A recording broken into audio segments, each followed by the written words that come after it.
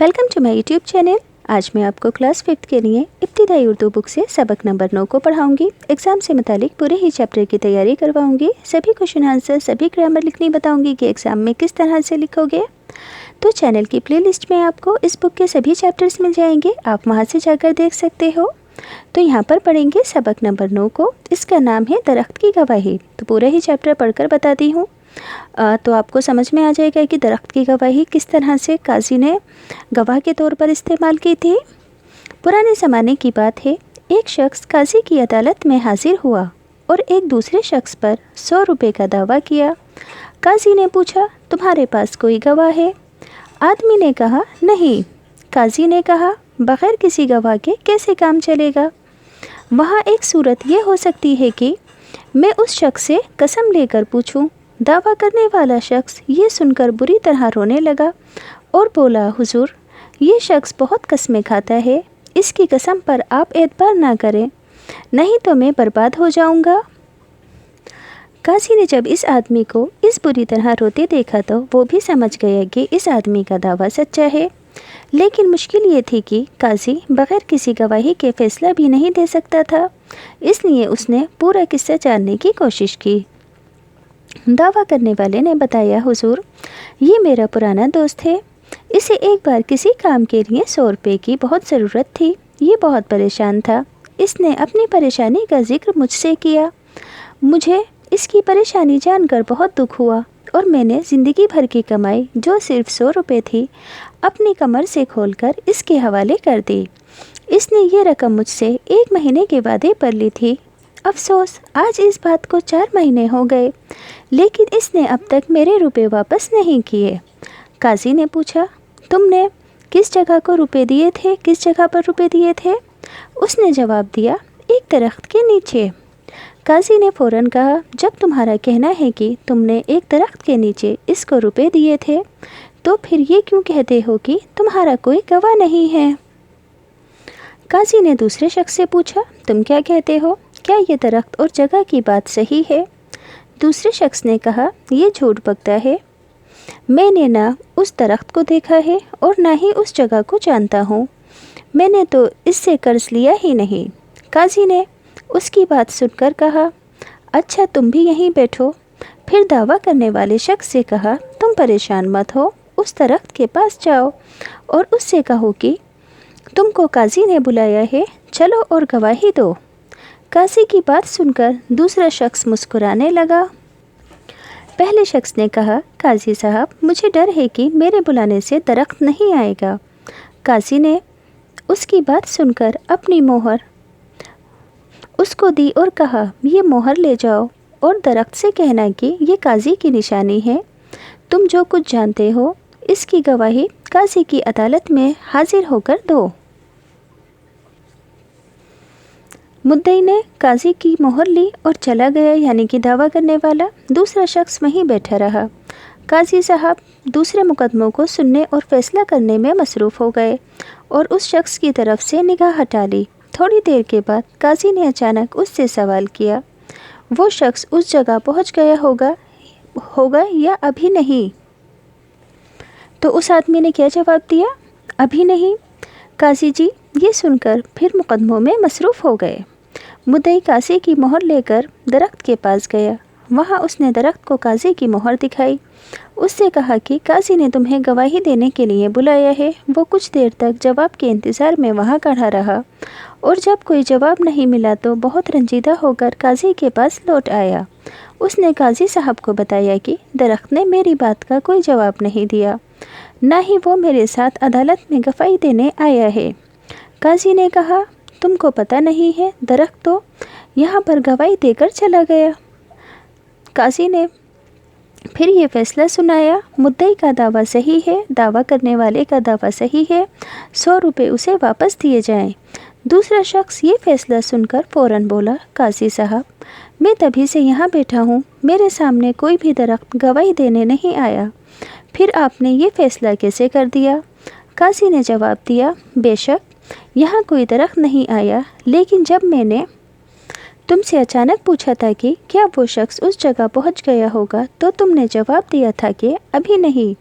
اگر یہ بات سچ نہ ہوتی تو تم یہ جواب ہرگز نہ دیتے کہ وہ ابھی وہاں نہیں پہنچا ہوگا کیونکہ تم پہلے بھی اس جگہ پر جا چکے ہو۔ تو اس طرح سے قاضی نے انصاف کیا۔ اب بچوں اس سبق کے الفاظ میں ہیں، ایگزام میں لکھنے کے لیے آئیں گے، آپ کو ان کو یاد کرنا ہے۔ یاد کرنے کا طریقہ ہے اسپیلنگ کے ساتھ لکھ کر یاد کرو گے۔ اسپیلنگ کے ساتھ لکھ کر یاد کرنے سے آپ کو جلدی یاد ہوگا اور آپ کی اردو بھی اسٹرانگ ہوگی۔ تو پڑھ کر سناتی ہوں، آپ یاد کریں گے۔ قاضی یعنی کہ انصاف کرنے والا، دعویٰ کرنا یعنی کہ حق جتانا، اشد کہتے ہیں بہت زیادہ، مصروف ہو جانا یعنی کہ کام میں لگ جانا، مدعی یعنی کہ دعویٰ کرنے والا، رنجیدہ یعنی کہ دکھی یا پھر اداس۔ اب بچوں اس چیپٹر کے ٹیکسٹ بک کے کوشچن آنسر ہیں، ایگزام میں کس طرح سے لکھو گے وہ پڑھ کر بتا دیتی ہوں۔ سوال نمبر 1، ایک شخص نے قاضی کی عدالت میں کیا دعویٰ پیش کیا؟ جواب ہوگا، قاضی کی عدالت میں ایک شخص نے یہ دعویٰ پیش کیا کہ اس کے دوست کے پاس اس کے 100 روپے ہیں جو اس نے قرض کے طور پر 1 مہینے کے لیے لیے تھے اور اب وہ واپس نہیں کر رہا ہے۔ سوال 2، مدعی بری طرح کیوں رونے لگا؟ مدعی بری طرح اس لیے رونے لگا کیونکہ مدعی کے پاس کوئی گواہ نہیں تھا۔ قاضی نے قسم کی بنا پر فیصلہ کرنے کا سوچا، لیکن چونکہ مدعی کا دوست جھوٹی قسمیں کھانے میں مہارت رکھتا تھا تو مدعی کو ڈر تھا کہ قسموں سے فیصلہ غلط ہوگا۔ سوال نمبر 3، مقدمے میں کون کون گواہ تھا؟ مقدمے کا گواہ ایک پیڑ تھا جس کے نیچے اس نے اپنے دوست کو پیسے دیے تھے۔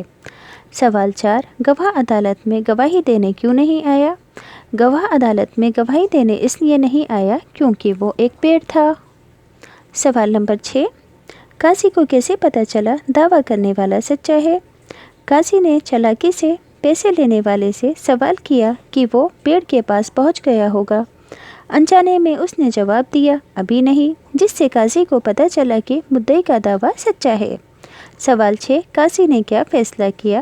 قاضی نے فیصلہ سنایا کہ مدعی کا دعویٰ بالکل صحیح ہے اور تم اس کے پیسے واپس کرو گے۔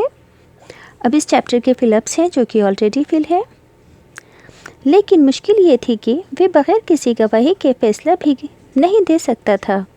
مجھے اس کی پریشانی جان کر بہت دکھ ہوا۔ اس نے یہ رقم مجھ سے 1 مہینے کے وعدے پر لی تھی۔ اس درخت کے پاس جاؤ اور اس سے کہو کہ تم کو قاضی نے بلایا ہے۔ اس نے درخت کو قاضی کی مہر دکھائی۔ اس نے قاضی صاحب کو بتایا کہ درخت نے میری بات کا کوئی جواب نہیں دیا۔ اب یہاں پر ہے، نیچے دیے ہوئے لفظوں سے جملے بنائیں اور خالی جگہوں میں لکھو وعدہ،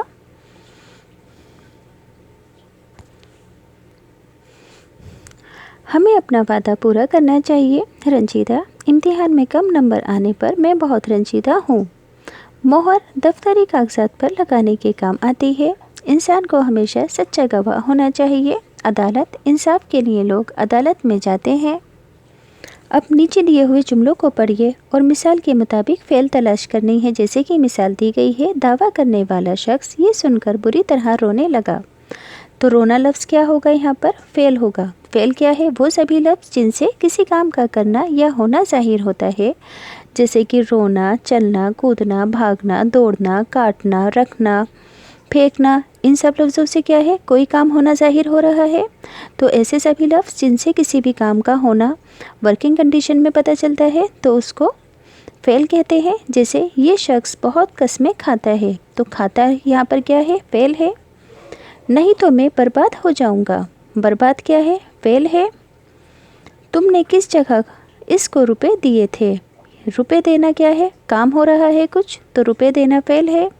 قاضی کی بات سن کر دوسرا شخص مسکرانے لگا۔ سننا اور مسکرانا فعل ہے۔ قاضی جی یہ سن کر پھر مقدموں میں مصروف ہو گئے۔ مصروف ہونا اور سننا کیا ہے؟ یہاں پر فعل ہے۔ اب یہاں پر نیچے لکھے ہوئے جملوں کو کہانی کے مطابق ترتیب سے لکھنا ہے، یعنی کہ جو بات پہلے ہوئی تھی اس سینٹینس کو پہلے لکھو گے اور جو بات بعد میں ہوئی تھی اس سینٹینس کو اینڈ میں لکھو گے۔ تو یہاں پر میں نے ری ارینج کیا ہے، پڑھ کر بتاتی ہوں۔ ایک شخص قاضی کی عدالت میں حاضر ہوا اور ایک دوسرے شخص پر 100 روپے کا دعویٰ کیا۔ اس کے بعد کون سی بات ہوئی تھی؟ سیکنڈ سینٹینس ہوگا، قاضی نے دعویٰ کرنے والے شخص کو درخت کے پاس بھیجا تاکہ گواہی کے لیے درخت کو ساتھ لا سکے۔ پھر کیا بات ہوئی تھی؟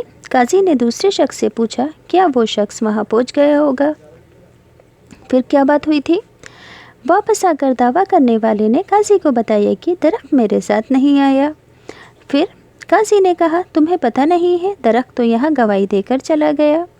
لاسٹ میں کیا بات ہوئی تھی؟ قاضی نے کہا مدعی کا دعویٰ صحیح ہے، 100 روپے اسے واپس دے دیجئے۔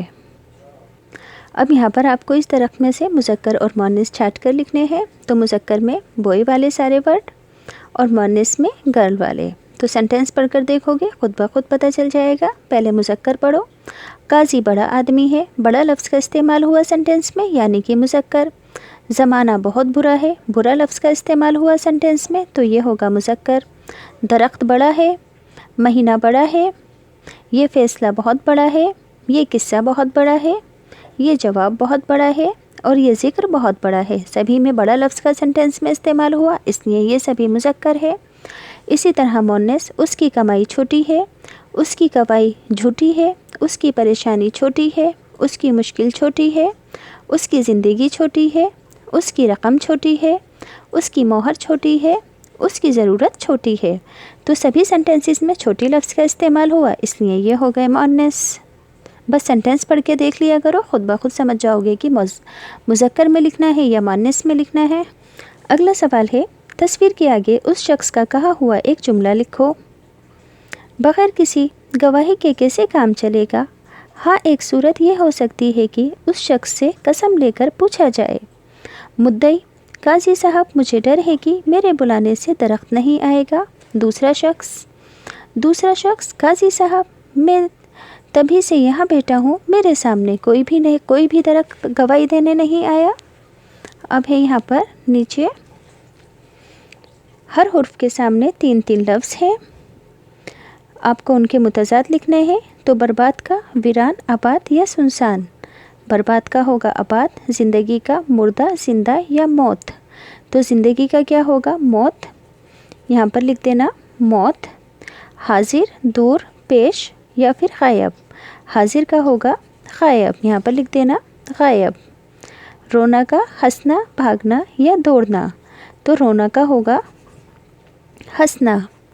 سچا کا پورا، جھوٹا یا آدھا۔ تو سچا کا کیا ہوگا؟ یہاں پر لکھ دو گے جھوٹا۔ صحیح کا کیا ہوگا؟ غلط، تو یہاں پر لکھ دو گے غلط۔